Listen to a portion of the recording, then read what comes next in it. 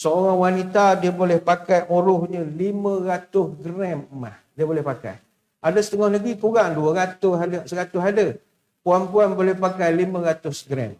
Dan saya dimaklumkan ada orang di Pahang pernah pakai berapa? 2 kilo. Ada.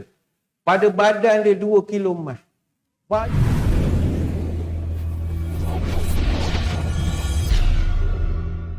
Ya Allah, jadikan kami redha menerima takdir-Mu. Jadikanlah kami sabar menerima ujian-Mu. Dan bimbinglah kami untuk sentiasa syukur kepada nikmat.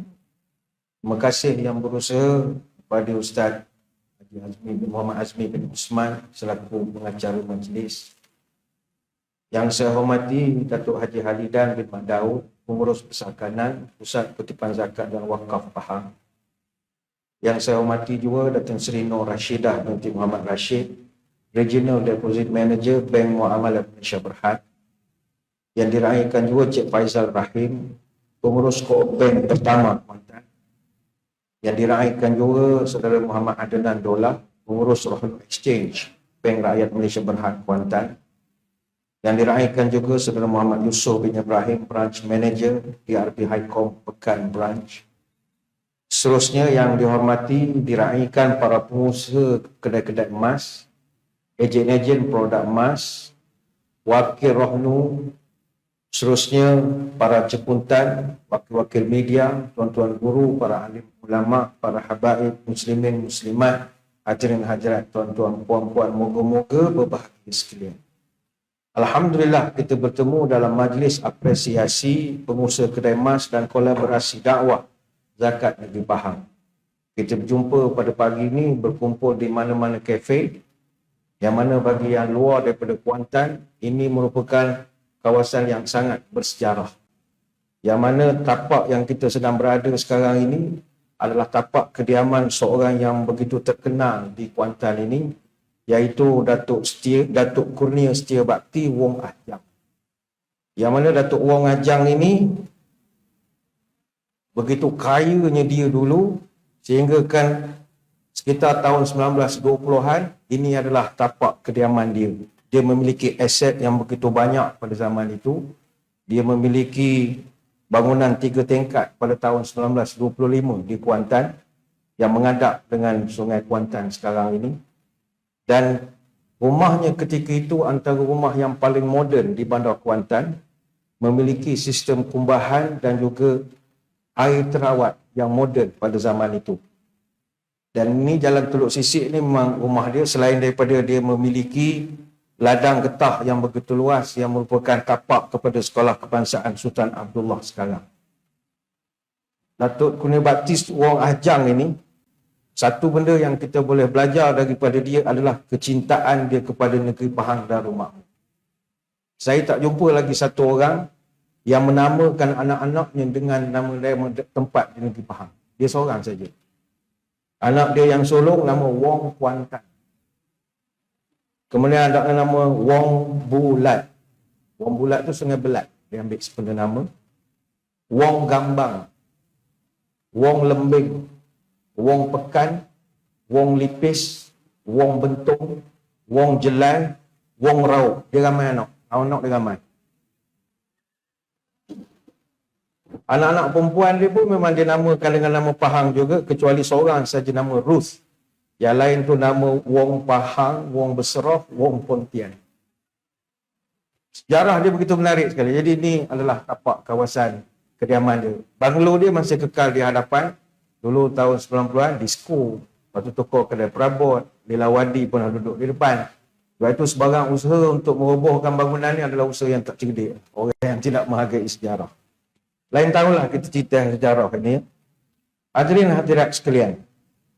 Saya bersyukur pada pagi ini dapat bersama dengan para pemain utama dalam perniagaan berteraskan emas. Walaupun ada yang bukan duduk dalam dunia perniagaan emas, tapi saya lihat warga emas pun ramai juga, emas juga lah tu ya. Dan pagi ini kita berkumpul, pertama sekali kita nak meraihkan para pengusaha kedai emas yang merupakan sebahagiannya adalah pembayar-pembayar zakat.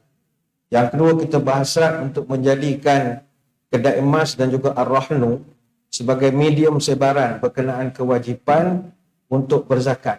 khususnya kepada pemilik-pemilik emas. Dan yang ketiga, kita berhajat nak beri pendedahan kepada usahawan-usahawan emas berkenaan kaedah asas pengiraan zakat emas.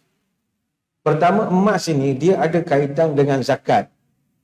Emas adalah salah satu daripada komponen harta yang wajib dizakatkan apabila mencukupi syarat-syarat wajib, dan ini dinyatakan jelas di dalam Al-Quran dan hadis. Bukan fatwa, bukan pandangan majlis agama, tidak. Benda ini semua disebut sangat jelas di dalam Al-Quran dan di dalam hadis.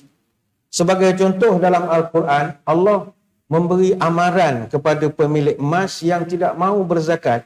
Walladzina yaknizuna adh-dhahaba wal fiddah wa la yunfiqunaha fi sabilillah fabashshirhum bi'adzabin alim. Dan orang-orang yang menyimpan emas dan juga perak dan tidak mahu menafkahkannya pada jalan Allah, maka berikan khabar gembira kepada mereka, mereka akan mendapat seksaan yang sangat pedih. Macam mana rupa seksaan itu? Allah Ta'ala perincikan lagi pada ayat yang seterusnya. Yauma yuhma 'alaiha fi nari jahannam fatukwa biha jibahuhum wa junubuhum wa zuhuruhum. Pada hari itu, emas dan perak yang mereka simpan dan guna selama ini akan dipanaskan di dalam neraka Jahannam. Kemudian diambil cairan panas itu tadi, lalu dibakar, dilekatkan di dahi, pinggang dan punggung mereka. Mana diberikan stempel lah, dicokkan. Ini emas yang awak sayang sangat, nah ambil cokkan pada dahi kita. Hadza ma kanastum li anfusikum fazuqu ma kuntum taknizun. Kemudian malaikat pun akan kata pada mereka, inilah emas yang awak sayang sangat, siang malam pagi petang tak nak menolong orang langsung. Rasakanlah akibat daripada sifat kedekut kamu selama ini. Surah At-Taubah ayat 34 sampai 35. Maka jelas emas adalah benda yang dizakatkan. Disokong pula dengan hadis. Hadis ini begitu banyak sekali. Dan hadis itu kebanyakannya adalah hadis ancaman. Ma min sahibu zahabi wala fiddatin wala yuaddi minha haqqaha. Mana-mana pemilik emas dan perak yang tidak menunaikan zakatnya, maka illa idza kana yaumal qiyamah, maka nanti mereka pada hari kiamat, suffihat lahu safaiha min nar, mereka akan dibuatkan satu lempengan emas, acuan emas untuk mereka yang dicampurkan dengan api neraka. Kemudian fa'uhmiya 'alaiha fi nari jahannam, dipanaskan lempeng acuan itu dalam neraka. Fayuqwa biha janbuhu wa jabinuhu wa zahruhu, dan akan dicokkan acuan itu pada muka, punggung, pada badan mereka. Ini hadis dalam riwayat Imam Muslim. Banyaklah hadis-hadis yang lain. Tapi pagi ni kita tak adalah nak menakut-nakutkan. Tidak. Kebetulan hadisnya memang menakutkan. Hadis-hadisnya semua sebagai suatu ancaman bahawa emas ni benda yang dizakatkan. Dia begini ya. Zakat ni ada dua. Satu zakat badaniyah, satu zakat maliyah. Zakat badaniyah ni, ini semua orang buat. Apakah dia? Zakat fitrah. Kalau tak bayar juga memang kedekut betul lah kalau tak bayar zakat fitrah. Setahun sekali saja. Yang kedua zakat maliyah, iaitu zakat harta. Zakat harta ni apa dia? Banyak.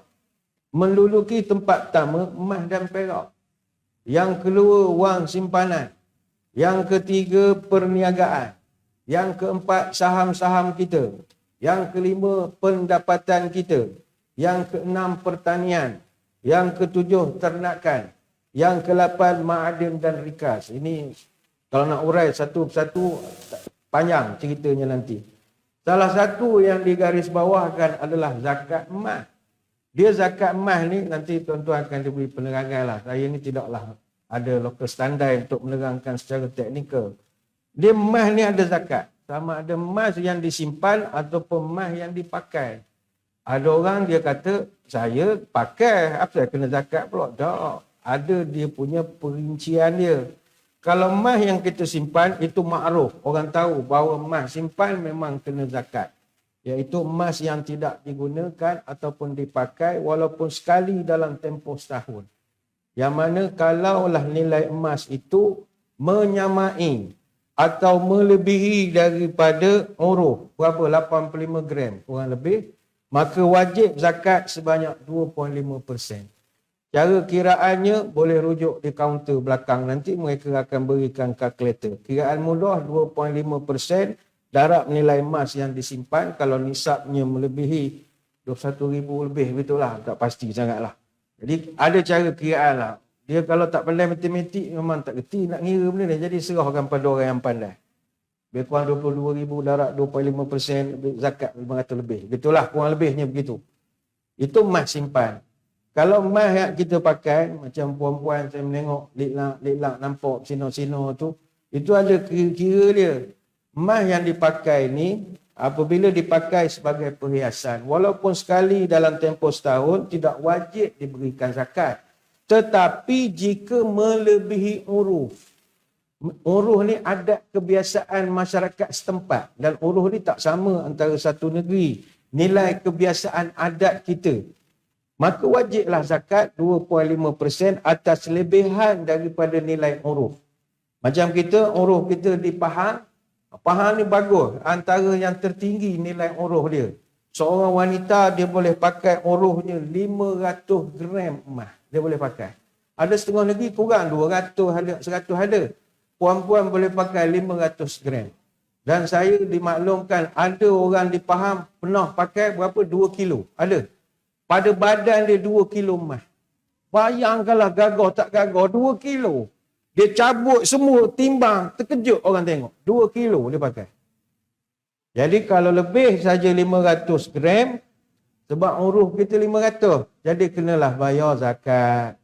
Cara kiraan, apa yang lebih lah. Contohnya berat emas yang layak zakat, katalah kita pakai 550 gram, lebih daripada 500. Mana dia lebih 50 gram. Jadi zakat wajib bayar 2.5%, mana 50 gram, darab dengan harga semasa. Saya pun tak kerti sangat benda ni, tuan-tuan perempuan rujuk dengan pakar lah, ada rakan-rakan kita pusat kutipan zakat. Namun begitu, walaupun emas ni benda wajib zakat, dari segi statistik bilangan pembayar zakat emas di negeri Pahang adalah masih rendah. Saya tak pasti statistik yang tepat, tapi saya kira memang kurang daripada 500 orang sajalah daripada ribuan orang Islam yang ada di Pahang ini. Banding jumlah penduduk Muslim, kalau tak sampai 500 ni saya ingat sangat rendah. Sehubungan dengan itulah, salah satu strategi yang dirancang bagi meningkatkan kutipan emas adalah rakan-rakan kita di PKZ ini buat kolaborasi dengan usahawan-usahawan emas yang terdiri daripada pengusaha-pengusaha kedai emas dan juga ejen-ejen jualan emas sebagai medium untuk kita nak minta tuan-tuan puan-puan sampaikan info ni berkenaan kewajipan zakat emas kepada golongan sasar. Dan ini jadi satu dakwah kepada kita lah. Adalah nanti akan diberikan handout, press kit ke apa akan diberikan oleh PKZ. Tuan-tuan puan-puan letak sajalah di kedai tu. Nanti kalau ada pelanggan datang, dia baca, kod dia membayar zakat esok, tuan-tuan dapatlah numpang pahala sikit.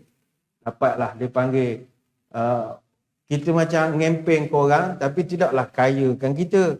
Tapi kita dapatlah multiplier effect. Daripada orang tak tahu, jadi tahu. Sebab itu hadirin hadirat sekalian, Islam ini, dia bukan agama yang bincangkan semayang ban je. Dia bukan hanya membicarakan soal lagi ke Mekah tiap-tiap tahun. Mekah je, hujung hidup Mekah. Mekah. Tak. Islam juga adalah agama yang membicarakan tentang kehidupan dunia. Bagaimana fikir kesusahan orang. Ini bukan nak marah tuan-tuan pergi ke Mekah tiap-tiap bulan. Tak. Jangan sampai tak fikir orang susah. Orang yang ada sekeliling kita yang memerlukan bantuan. Termasuklah Islam ni ajar bagaimana nak mengurus kewangan. Secara umumnya, pengurusan harta di dalam Islam dibahagikan kepada dua kategori terbesar. Pertama, bagaimana nak merancang harta semasa hidup. Yang kedua, bagaimana nak membahagikan harta selepas kematian. Dan itu begitu terperinci sekali agama kita mengajarkan. Bagaimana nak merancang harta semasa hidup? Banyak. Hibah, wasiat, wakaf, sedekah, nazar dan bagai-bagai lagi. Bagaimana nak membagi harta selepas pada kita mati? Gunakan kaedah hukum faraid. Dan itu sangat terperinci. Kalau kita tengok inilah, bagus kita jadi orang Islam. Quran itu diajar macam mana nak menguruskan harta yang kamu dapat. Pertama, Islam mengajar kita untuk nak wealth creation. Bagaimana nak menghasilkan harta. Diajar. Sebab itu dalam surah Al-Jumu'ah ayat yang ke-10, Allah Ta'ala perintahkan kita, habis je kamu semayang, bertebaranlah kamu mencari rezeki di muka bumi ini. Jangan jadi golongan buat perabot kursi meja, kepala serabut, duduk saja. Tak boleh. Mesti keluar mencari rezeki sekadar kemampuan kamu. Macam tuan-tuan perempuan di sini, mencari rezeki dengan menjadi saudagar emas. Oh, itu luar biasa sekali lah. Saya ingat perkataan saudagar ini perlu dihidupkan kembali. Berbanding guna perkataan usahawan, wan cukup lah. Wannya banyaklah wan yang lain. Saudagar ini lebih manis maknanya. Sebab dia daripada bahasa Parsi, dua perkataan, sau dan dagar. Sau maknanya 1000, dagar maknanya akal. Orang yang saudagar, orang yang 1000 akal. Jadi didoakan oleh orang lah. 1000 akal, 1000 akal, 1000 akal, 1000 akal. Kalau usahawan, wan sajalah usaha dia. Tak ada 2, 3, 4, 5 lagi dah. Usaha wan. Tak ada nombor lain. Tapi kalau saudagar, orang doakan dia 1000 akal. Walaupun bisnes tak jalan, ada 1000 akal dia macam mana dia nak survive dalam bisnes. Sebab itu, tuan-tuan, beruntunglah duduk dalam dunia emas ini. Emas ni, tuan-tuan, Allah sebut dalam Quran, tak ada orang atas dunia tak suka emas.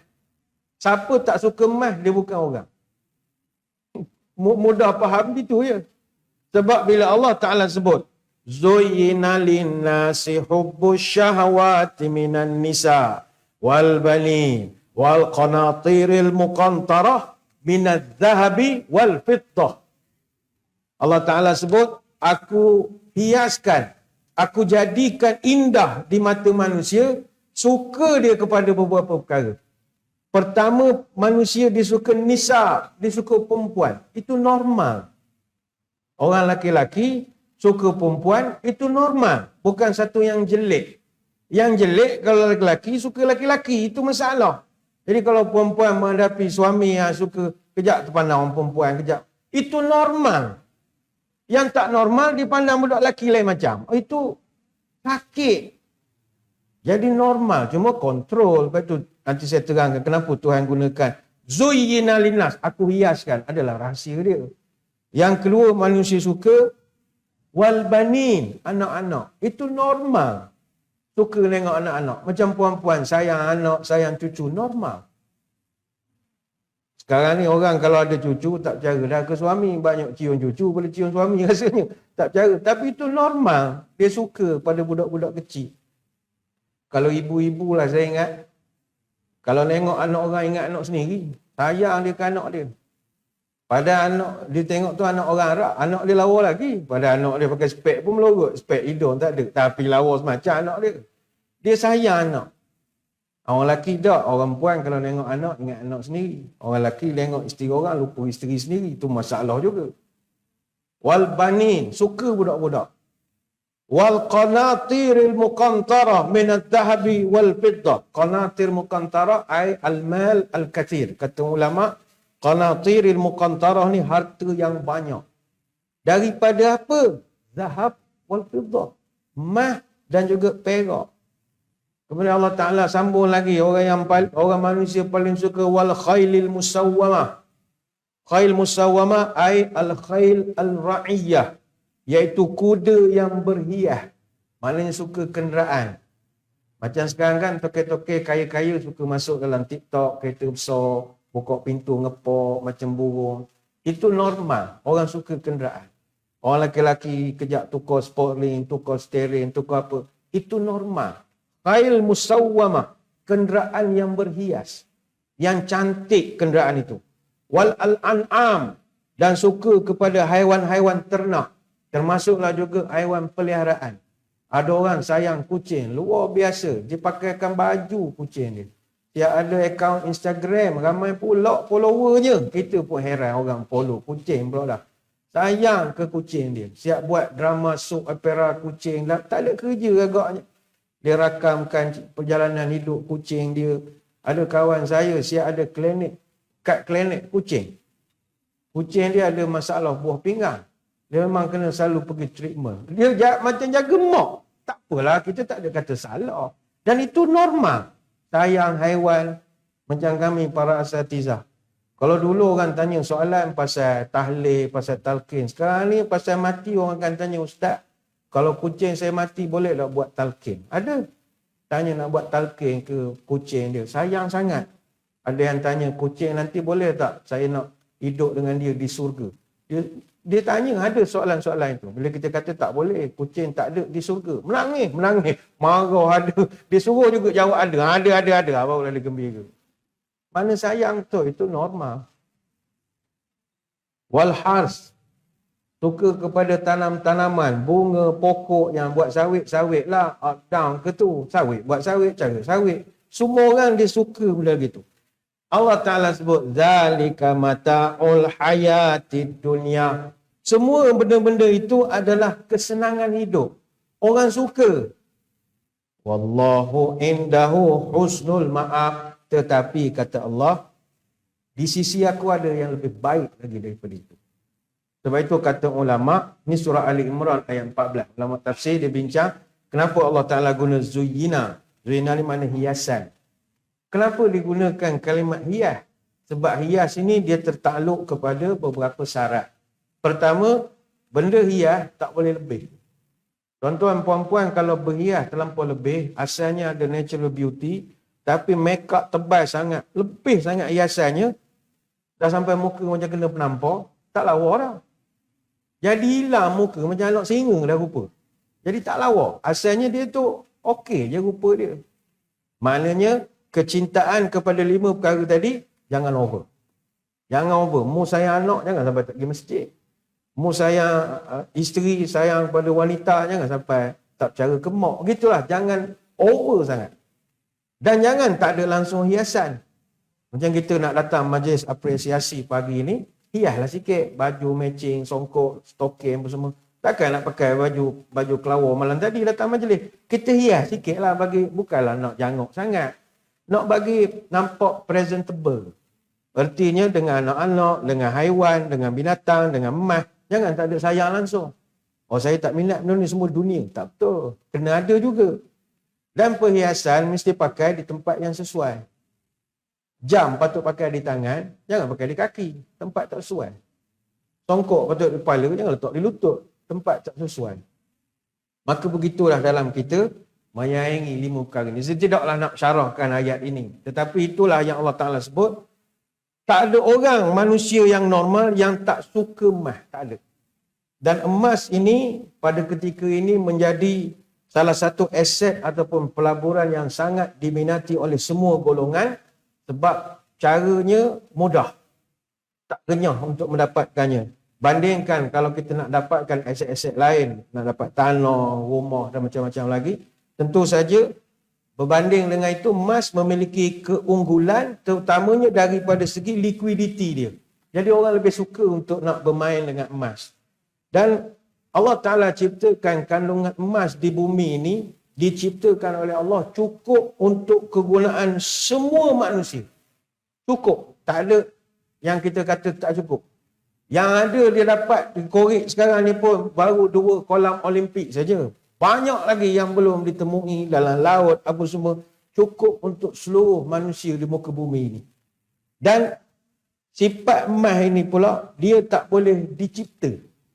Boleh cipta, tapi orang tahulah nipu. Dia tak boleh dicipta dan tak boleh dilupuskan semudah-mudahnya. Baik itu dia sampai disebutkan dalam Quran sebagai nikmat besar. Maka sifat emas inilah yang menjadikan dia, sebab dia hebat apa semua, dia diangkat sebagai mata wang yang sebenar dan mata wang yang terbaik sebab nilainya susah nak dimanipulasi. Dan emas juga adalah mata wang yang paling lama bertahan di dunia dan sah laku diperniagakan di seluruh dunia. Sebab itulah sejak daripada zaman dahulu lagi, emas digunakan sebagai simbol lambang keagungan, simbol kejayaan dan lambang kemakmuran. Sebab itu orang daripada dulu lagi menjadikan emas sebagai ornament ataupun hiasan kepada takhta, mahkota ataupun pada bangunan-bangunan sejak zaman dahulu lagi. Hatta di zaman Nabi SAW yang ketika itu tidak ada mata wang yang proper. Mata wang Islam hanya muncul selepas zaman khalifah atau semasa zaman khalifah. Maka emas ketika itu di zaman Nabi dijadikan sebagai alat tukar jika ingin nak membeli barang. Dan ini berlaku di zaman Nabi SAW. Sebab itu dalam Quran, emas ini disebut sebagai balasan. Balasan baik ataupun reward bagi umat Islam yang beriman dan beramal soleh. Salah satu daripada nikmat dalam surga adalah emas. Nikmat dunia dan akhirat. Dan itu dalam surga Allah Ta'ala menyebut, Innallaha yudkhilul ladhina amanu wa amilus salihat jannati tajri min tahtihal anhar yuhallawna fiha min asawira min dhahabi wal lu'lu' walibasuhum fiha harir. Allah akan memasukkan orang-orang beriman dan orang-orang yang beramal soleh ke dalam surga yang di bawahnya mengalir sungai-sungai, dan di dalam surga itu diberikan kepada mereka perhiasan fiha min asawira min dhahabin. Mereka diberikan gelang-gelang dibuat daripada emas, waluk-luk dan juga mutiara. Maknanya nanti di dalam surga kita semua pakai gelang. Macam tuan-tuan pergi Formula 1 ke pergi ada event akan dipakaikan gelang. Jadi gelang dalam surga pun ada gelang, tapi gelang tu buat daripada emas. Walibasum fiha harir, dan pakaian mereka semuanya dibuat daripada sutera. Ini dalam surah Al-Hajj ayat 23. Jadi emas digambarkan oleh Allah sebagai salah satu perhiasan ahli-ahli surga.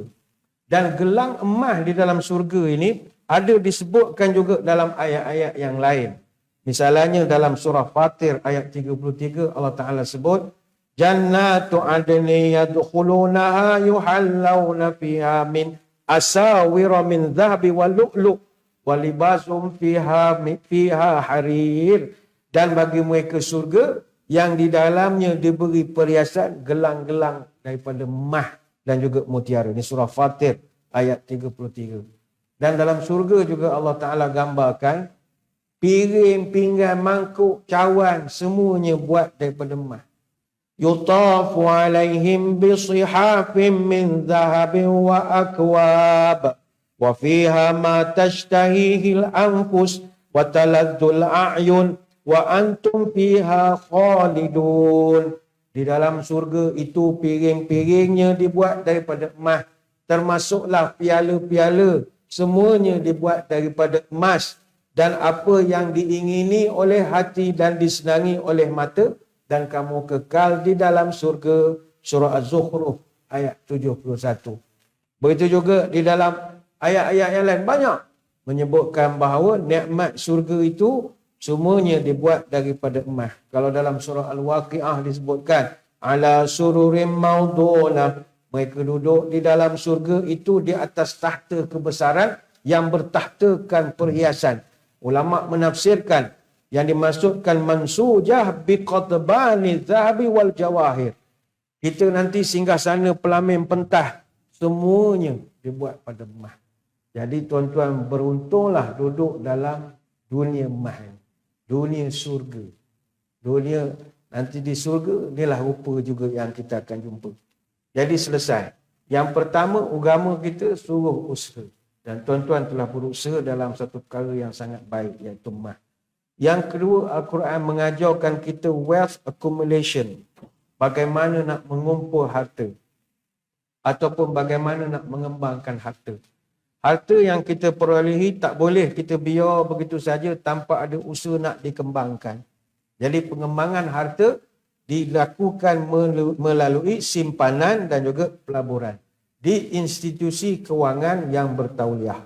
Sebab itu Islam menggalakkan kita membuat simpanan dan juga membuat pelaburan. Apa dalilnya? Surah Yusuf ayat 47 sampai 48. Dia kata Nabi Yusuf, kamu naklah tanam bersungguh-sungguh 7 tahun dan naklah kamu ketam apa yang banyaklah tuan-tuan baca sendiri ayatnya. Baik itu, pertama sekali kita kembangkan perniagaan ini, harta kita dengan menabung. Hari esok pergi ke Bandung, hari lusa pergi Surabaya. Kalau dari kecil kita rajin menabung, kalau besar nanti insya-Allah kita kaya. Selain itu kita kembangkan harta kita dengan perniagaan. Ini pun saya tidak ulas panjang pula ya.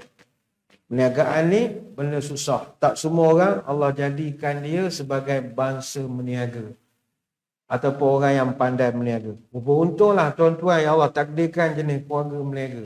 Beruntunglah. Yang tak pandai memang tak pandai.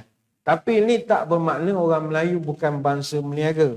Hakikatnya dakwaan mengatakan Melayu bukan bangsa meniaga itu tidak benar. Sebab kalau kita kaji etimologi perkataan pasar dan juga niaga, itu panjang maknanya. Pasar dia bukan istilah Arab. Arab ni dia panggil pasar souk. Pasar ini diambil daripada istilah Parsi iaitu bazar. Bazar menjadikan pasar. Kemudian disebut pada zaman Turki Saljuk dan juga Uthmaniyah dipanggil Pazari. Jadi semua tamadun ini pernah datang ke tanah Melayu, khususnya ke Sultanan Melayu Melaka. Di alam Melayu mereka bawa bahasa-bahasa ni, Pazari, pasar. Maka kita dah lama kenal dengan pasar. Niaga juga dia bukan perkataan Arab, perkataan Parsi atau mana-mana kerajaan Islam pasca Kesultanan Melayu Melaka. Niaga adalah perkataan Melayu kuno yang ada pengaruh Sanskrit sebelum dari kemunculan Kesultanan Melayu Melaka lagi. Dalam bahasa Sanskrit, nigama, dipanggil niaga lah. Niaga itu maknanya tempat berjual. Vani marga ni berniaga lah. Perkataan kita sekarang. Vani marga, itu maknanya lebuh pasar. Kalau Panagranti maknanya pasar. Bahasa Sanskrit lama. Panagranti jadi perkataan perniagaan sekarang. Parnaganti. Jadi banyaklah sejarahnya bangsa kita bukan bangsa tak berniaga. Kalau Semenanjung kita, Semenanjung Mas ni, maka huraiannya lebih panjang lagi. Kekayaan muka bumi itu panjang lagi lah huraiannya. Jadi itu yang kedua. Yang ketiga, agama kita ini, Al-Quran ini mengajarkan kita wealth protection. Bagaimana nak melindungi harta. Sebagai jaminan hidup kita di dunia, selain daripada simpanan, harta ini mesti dijaga daripada sebarang perkara yang boleh diganggu-gugat oleh orang. Yang keempat, Al-Quran mengajarkan wealth distribution. Bagaimana nak mengagihkan harta. Islam memperuntukkan beberapa cara untuk kita mengagihkan harta. Sama ada masa hidup atau selepas mati. Instrumennya banyak. Wakaf, wasiat, hibah dan sebagainya. Dan yang terakhir, yang kelima, Islam mengajarkan wealth cleansing ataupun penyucian harta. Sebagai Muslim, kita tak boleh expect 100% duit itu adalah milik kita. Tak ada, no such thing. 2.5% tetap milik orang lain. Itu minimum lah. Ada orang boleh bagi sampai 10%. Ada yang bagi 50% pun ada. Dia jenis shareholdernya Allah Ta'ala. Jadi dia share itu dengan orang-orang yang memerlukan. Jadi setiap daripada harta kita, ada hak orang lain untuk dibahagikan. Sama ada dengan namanya zakat, ataupun amal jariah, sedekah. Dan ini banyak dihuraikan dalam Quran, tanya surah Baqarah ayat 195 dan banyak lagi. Banyak nak diterangkan, tapi saya kira sekadar itulah sembang-sembang pada kesempatan pagi ini. Sekali lagi saya mengucapkan ribuan terima kasih di atas undangan. Mohon maaf sebarang kekurangan dan moga-moga ditemukan pada lain-lain kesempatan. Tahniah diucapkan kepada Pusat Kutipan Zakat dan Wakaf Negeri Pahang yang berjaya mengumpulkan para tetamu kita dalam majlis apresiasi pengusaha kedai emas dan kolaborasi dakwah zakat Negeri Pahang pada pagi ini. Sekadar itu, wabillahi taufiq wal hidayah. Assalamualaikum warahmatullahi wabarakatuh. Wallahu a'lam.